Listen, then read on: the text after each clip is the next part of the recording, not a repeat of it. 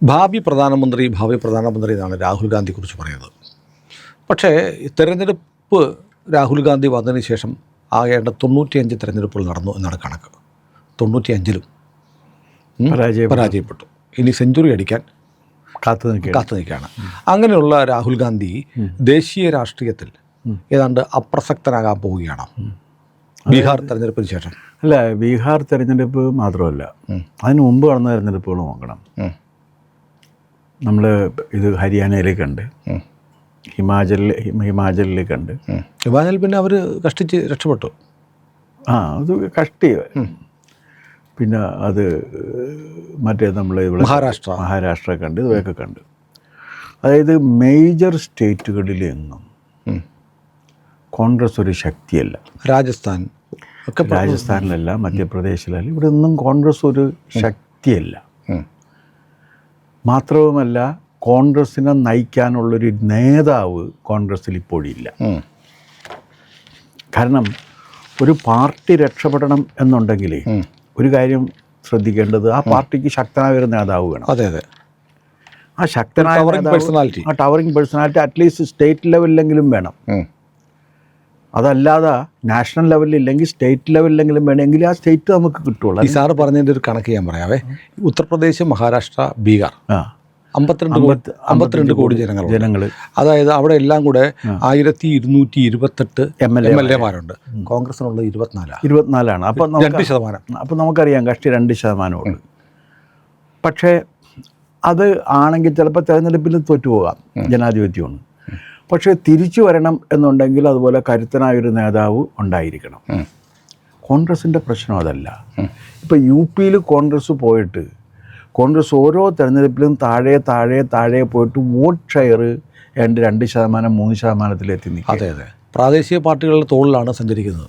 ഇപ്പോൾ പ്രാദേശിക പാർട്ടികളുടെ തോളിലിരുന്ന് സഞ്ചരിക്കുന്ന ഒരു സംഗതിയാണ്.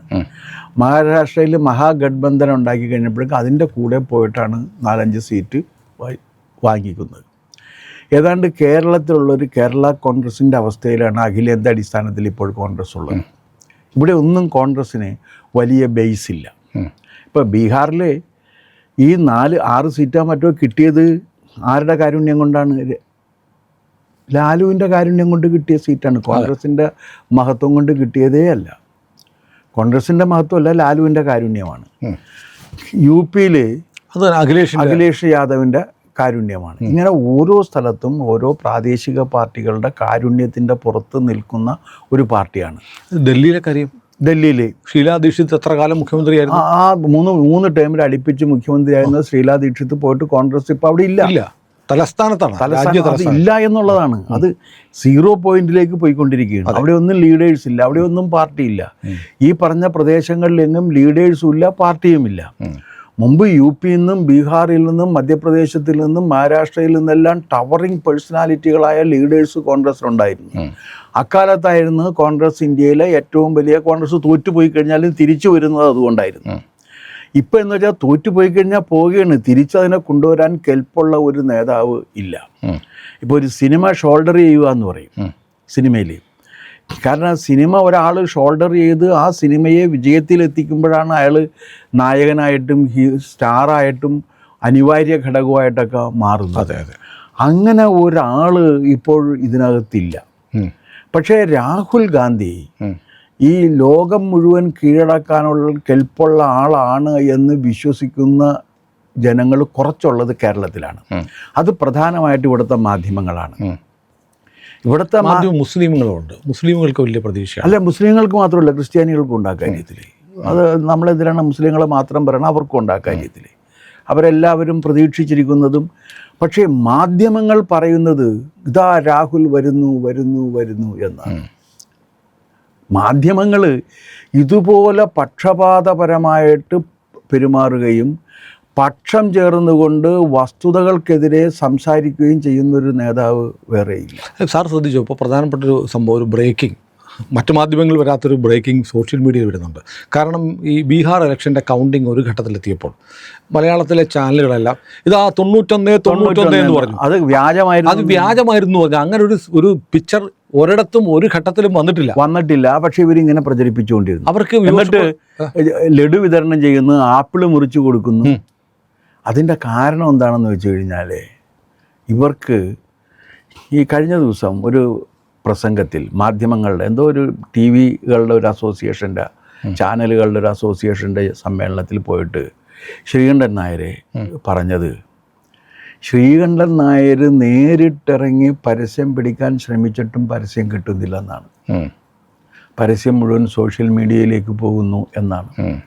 അപ്പോൾ അതുകൊണ്ട് ചാനലുകൾ ഇനി ഇക്കണോമിക്കലി വയബിൾ അല്ല എന്നാണ് അദ്ദേഹം പറഞ്ഞതിൻ്റെ ചുരുക്കം. പറഞ്ഞു വെച്ചത് അങ്ങനെയാണ്. അദ്ദേഹത്തിൻ്റെ ഏതോ ഒരു ശത്രു ചാനലുണ്ട് അദ്ദേഹത്തിന്, അത് ഉടനെ പൂട്ടുമെന്ന് ശപിക്കുകയും ചെയ്തിട്ടുണ്ട് അദ്ദേഹം. അതാരാന്ന് എനിക്കറിയാം. മരമുറി ചാനൽ.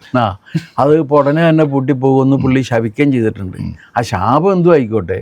പക്ഷെ ഒരു വസ്തുത എന്താണെന്ന് വെച്ചാൽ ചാനലുകളെല്ലാം കനത്ത സാമ്പത്തിക ദാരിദ്ര്യം നേടിയിരുന്നതുകൊണ്ട് ആരെയാണോ തൃപ്തിപ്പെടുത്തേണ്ടത് അവർക്ക് അനുകൂലമായ വാർത്ത കുറച്ച് സമയമെങ്കിലും പറഞ്ഞില്ലെങ്കിൽ ഇവർക്ക് ഉള്ള പരസ്യം കൂടി നിന്നു പോകും. അതുകൊണ്ടാണ് ചാനലുകൾ ഈ കളവ് പ്രചരിപ്പിക്കാൻ വേണ്ടി തയ്യാറായത്.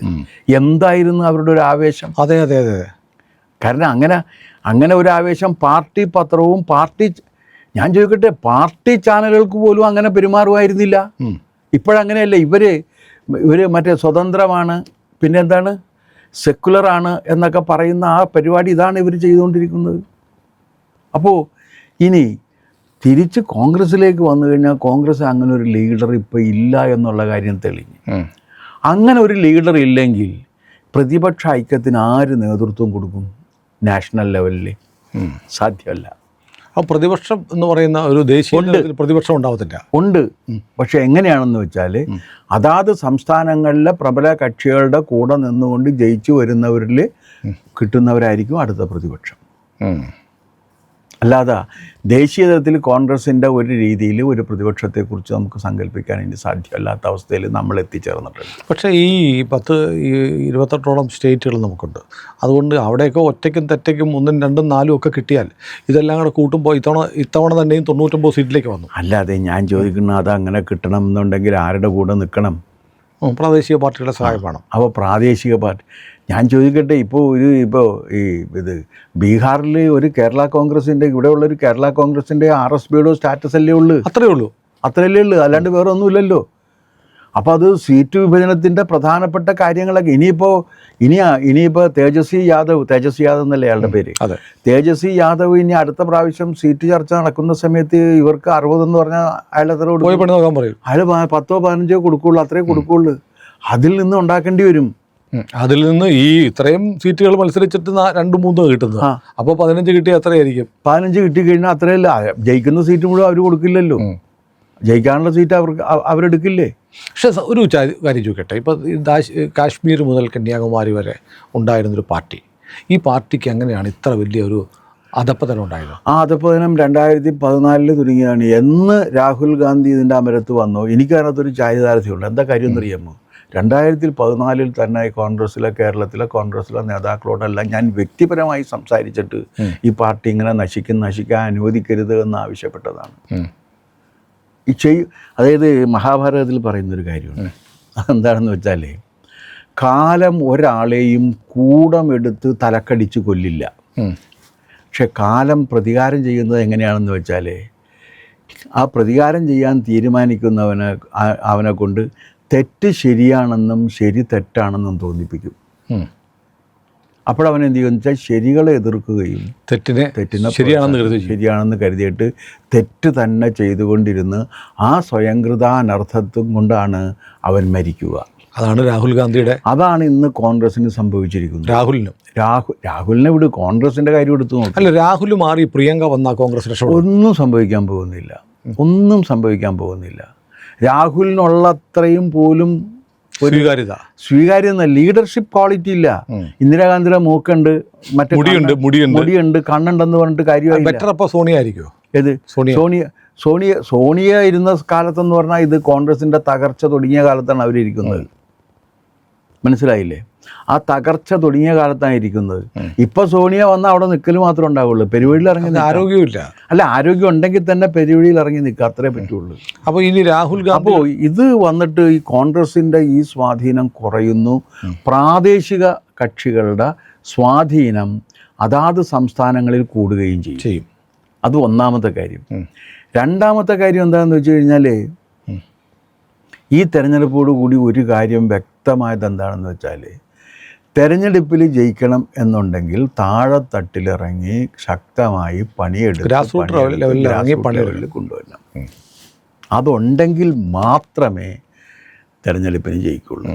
ഇപ്പം നിങ്ങൾക്ക് വളരെ മഹാനായൊരു നേതാവുണ്ടെന്ന് വെക്കുക, പക്ഷേ ആ നേതാവിൻ്റെ സന്ദേശം ജനങ്ങളിലേക്ക് എത്തിക്കണം എന്നുണ്ടെങ്കിൽ അവിടെ ബൂത്താണ് ഒരാളെ ജയിപ്പിക്കുകയും തോൽപ്പിക്കുകയും ചെയ്യുന്നത്, അല്ലാതെ സംസ്ഥാനമല്ല. ആ ബൂത്തിലെ പ്രവർത്തകർ ആവേശപൂർവ്വം ഇറങ്ങുമ്പോഴാണ് വോട്ട് വീഴുന്നത്. അവരാണ് വീടാന്തരം കയറി ഇറങ്ങി ഇത് ചെയ്യുന്നത്. BJPക്ക് സൗഭാഗ്യവശാൽ അങ്ങനെ ഉണ്ട് എന്നുള്ളതാണ്. അതിപ്പോൾ എല്ലാ സംസ്ഥാനങ്ങളിലും ബൂത്ത് ലെവലിൽ ശക്തമായ പ്രവർത്തനം നടക്കുന്നുണ്ട്. ആ ബൂത്ത് ലെവലിൽ അവരിറങ്ങി പണിയെടുത്തുകൊണ്ട് ആളെ ഉണ്ടാക്കുന്നുണ്ട്. ഈ ബൂത്ത് ലെവലിലെ വർക്ക് നടത്താൻ കോൺഗ്രസ്സിന് ഇപ്പോൾ ആളില്ല, കേരളത്തിൽ പോലും ഇല്ല. അതാണ് കഷ്ടം. അപ്പോൾ ഈ തെരഞ്ഞെടുപ്പിൻ്റെ ഒരു ഇമ്പാക്റ്റ് വരുന്നത് നമ്മുടെ ദേശീയ രാഷ്ട്രീയത്തിലാണ് വലിയ രീതിയിൽ വന്നിട്ടുള്ളത്. അതെന്താണെന്ന് വെച്ച് കഴിഞ്ഞാൽ ഒരു നാഷണൽ ഒപ്പോസിഷൻ എന്ന് പറയുന്നൊരു കോൺസെപ്റ്റ് ഇല്ലാതെ വരെയാണ്. അപ്പോൾ കോൺഗ്രസിൻ്റെ അവസാനത്തെ പ്രധാനമന്ത്രി മൻമോഹൻ സിംഗ് ആയിരുന്നു. അവസാനത്തെ പ്രതിപക്ഷ നേതാവ് രാഹുൽ ഗാന്ധിയുമായിരിക്കും. കാരണം എന്താണെന്ന് വെച്ചാൽ ഇനിയിപ്പോൾ ഇങ്ങനെ പോയി കഴിഞ്ഞാൽ ഇതിൽ നിന്നൊക്കെ കിട്ടിപ്പോ അപ്പോൾ പക്ഷേ ഇതിനകത്ത് ഞാൻ കഴിഞ്ഞ ദിവസം നമ്മുടെ ഇതിനകത്ത് പറഞ്ഞ പോലെ തന്നെ വേറൊരു കാര്യമുണ്ട്. ഇത് വരുമ്പോൾ കുറേ പേര് ഇതിൽ നിന്ന് ഈ മുങ്ങുന്ന കപ്പലിൽ നിന്ന് ചാടി രക്ഷപ്പെടാൻ കുറേ പേര് ശ്രമിക്കും.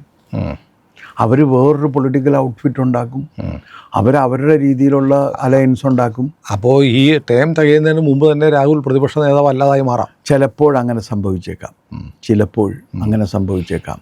അത് പ്രധാനപ്പെട്ട ഇപ്പോൾ സ്പ്ലിറ്റ് വളരെ ഇമ്മനൻ്റായിട്ട് വരാനിടയുള്ള സ്ഥലങ്ങളിലൊന്ന് കർണാടകയും 2 തെലുങ്കാനയും. കർണാടകയിൽ ഇപ്പോൾ തന്നെ പ്രശ്നമാണ്. മന്ത്രിസഭാ പുനഃസംഘടന വരുന്നു. DK ശിവകുമാർ സിദ്ധരാമയ്യ ആ വാഗ്ദാനം പാലിക്കണമെന്ന് പറയുന്നു. അല്ല, അത് അങ്ങനെ ഇപ്പോൾ അയാൾ പറയാം, ഇല്ലെങ്കിൽ അയാളുടെ ആളെയും കൊണ്ട് പോകും. അതെ. എന്നിട്ട് വേറെ അയാൾക്കും ഞാൻ ചോദിക്കട്ടെ, അയാൾക്കും മുഖ്യമന്ത്രി ആകണമെന്നൊരു ആഗ്രഹമില്ലേ? അയാളാണ് ഫണ്ടുണ്ടാക്കി കൊടുക്കുന്നത്. അല്ല, അയാളും ഒരു ലീഡറല്ലേ, അയാൾക്കൊന്നും ആകണ്ടേ? ഇത് സിദ്ധരാമയ്യ മാത്രമേ ആകൂ എന്ന് പറഞ്ഞാൽ എന്ത് ചെയ്യുമെന്നൊരു ചോദ്യമുണ്ടല്ലോ. അങ്ങനെ ആകണം എന്നുണ്ടെങ്കിൽ അത് ആ രീതിയിലായിരിക്കണം. ഇപ്പോൾ കരുണാകരനുണ്ടായിരുന്ന സമയത്ത് പോലെയല്ല ഇന്നിപ്പോൾ കോൺഗ്രസിൻ്റെ അവസ്ഥ, അല്ലെ? കരുണാകരനും ആൻ്റണിയും ആകുന്ന സമയത്ത് പോലെയല്ല കോൺഗ്രസിൻ്റെ അവസ്ഥ. അന്നിപ്പോൾ ഇവർ 2 പേരായാലും അവർ ലീഡേഴ്സ് എന്ന നിലയ്ക്ക് ആക്സെപ്റ്റബിലിറ്റി ഉണ്ടായിരുന്നു. അതെ. ഇപ്പം അതില്ല. ഇപ്പം അവർക്കും ഇല്ല ആക്സെപ്റ്റബിലിറ്റി. ഇപ്പോൾ കോൺഗ്രസ്സിൽ അങ്ങനെ ഒരാളില്ല. അപ്പോൾ കേരളത്തിൽ പോലും ഞാൻ കാണുന്നത്, കേരളത്തിൽ പോലും അങ്ങനെ ഒരു സ്പ്ലിറ്റിന് സ്കോപ്പുള്ള സ്ഥലമാണ്. അത് സംഭവിച്ചുകൂടായില്ല. കാരണം ഇവരിപ്പോഴും പറയുന്നത് അയാൾ വന്നിട്ട് രാഹുൽ വരും എന്നാണ് പറയുന്നത്. അത് പറയുന്നത് മുഴുവനും പാണന്മാരാണ്. പാണന്മാരുടെ പാട്ടുകൾ കൊണ്ട് മാത്രം ഒരു സൈന്യവും ജയിച്ചിട്ടില്ല. അതെ. അപ്പോൾ സാറിനോടൊരു കാര്യം എനിക്ക് പറയാനുണ്ട്.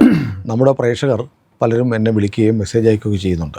കാരണം സമീപകാലത്ത് നമ്മുടെ ദേശീയ രാഷ്ട്രീയമാകട്ടെ സംസ്ഥാന രാഷ്ട്രീയമാകട്ടെ ഈ സോക്കോൾഡ് രാഷ്ട്രീയ നിരീക്ഷകർ പറഞ്ഞു വെക്കുന്നൊരു പാറ്റേൺ ഉണ്ട്. ആ പാറ്റേണിൽ നിന്ന് മാറി വളരെ ക്ലാരിറ്റിയോടെ ദേശീയ രാഷ്ട്രീയത്തെ അനലൈസ് ചെയ്യുന്നു രാധാകൃഷ്ണൻ സാർ. സന്തോഷമുണ്ട്. അത് വലിയ റിമാർക്കാണ്. അത് മാത്രമല്ല, സാറിൻ്റെ വീഡിയോയുടെ നമ്മൾ അനലിറ്റിക്സ് നമ്മൾ നോക്കുന്നുണ്ട്. അപ്പോൾ സാറിൻ്റെ വീഡിയോസ് ഓൾമോസ്റ്റ് ഇപ്പം മിക്കവാറും വീഡിയോകൾ 1 ലക്ഷം 1.5 ലക്ഷം ഒക്കെ ആളുകൾ കാണുന്നു. അല്ല, 1 2 1 1 ലക്ഷം പേരൊക്കെ കാണുന്നത് ഗ്യാരണ്ടിയാണ്. അതിനെക്കുറിച്ചുള്ള ഏറ്റവും പ്രധാനപ്പെട്ട ഒരു കാര്യം, അത് തുടക്കം മുതൽ അവസാനം വരെ കാണുന്നുണ്ട്, സ്കിപ്പ് ചെയ്യാതെ. അപ്പോൾ അത് വളരെ ക്ലാരിറ്റിയോടെ രാഷ്ട്രീയ വിശകലനം, രാഷ്ട്രീയ കാര്യങ്ങൾ ഒരു അധ്യാപകനെ പോലെ നമുക്ക് ഡോക്ടർ KS രാധാകൃഷ്ണൻ സാർ പറഞ്ഞു തന്നിട്ടിരിക്കുകയാണ്. സാറ് നമ്മുടെ ചാനലിൽ സ്ഥിരമായിട്ടുണ്ട്. നമ്മൾ വിചാരിക്കാത്ത പുതിയ മാനങ്ങൾ കണ്ട് അദ്ദേഹം നമ്മുടെ മുന്നിൽ അവതരിപ്പിക്കുകയാണ്. നിങ്ങൾ ഇന്ത്യ ലൈവിനോടൊപ്പം സഞ്ചരിക്കുക. നമ്മുടെ ചാനൽ സബ്സ്ക്രൈബ് ചെയ്യാൻ പലരും മറന്നു പോകുന്നുണ്ട്. ചാനൽ കണ്ടുപോകുന്നവർ ദയവായി ആ സബ്സ്ക്രൈബ് ബട്ടൺ ഒന്ന് അമർത്തി ആ ബെൽ ഐക്കൺ കൂടി ഒന്ന് അമർത്തണം എന്നൊരു അപേക്ഷ കൂടിയുണ്ട്. ഇന്ത്യ ലൈവ് എന്നും നിങ്ങൾക്കൊപ്പം.